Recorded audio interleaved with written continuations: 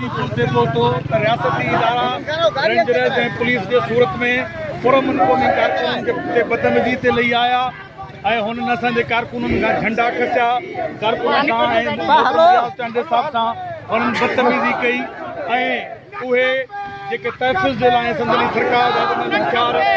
उहे हथियारनि खे ज़ब्त करण जी कोशिशि करे असांखे बेहथियार करे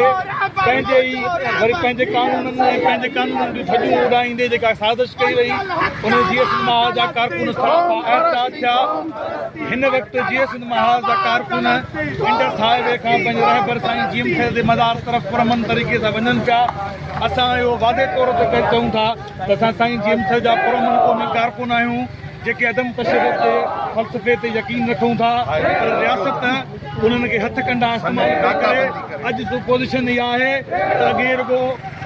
जामशोरो टूल प्लाज़ा ऐं आमरी पुल ऐं रोडनि रस्तनि ते रेंजर्स ऐं पुलिस रस्ता रोकींदी हुई। अॼु असां पुरअमन कारकुननि खे पंहिंजे रहबर साईं GM साहिब जे मज़ार तरफ़ वञणु नथो ॾिनो वञे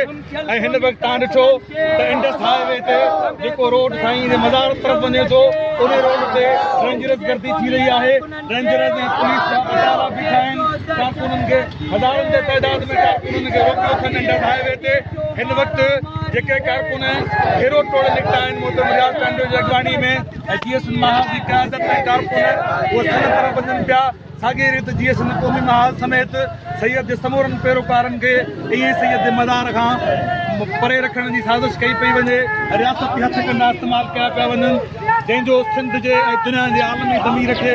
इंसानी हक़नि जे तंज़ीमुनि खे सिंध जे माण्हुनि खे नोटिस वठणु खपे त हीअ गुंडागर्दी आहे। असां पुरअमन माण्हुनि खे पंहिंजे रहबर जे मज़ार हुनजी वरसी ऐं सालगिरह जा जलसा करणु नथा ॾिना वञनि जॾहिं त हिन मुल्क में दहशतगर्दनि खे खुलियल छूट मिलियल आहे कालंदम तंज़ीमुनि खे खुलियल छूट मिलियल आहे। पुरअमन अदम तशद्दुद जे बानीकार जे पैरोकारनि खे पुरअमन सां फतक़त नथी ॾिनी वञे। असां सिंध जे माण्हुनि खे चऊं था असांजी अदालत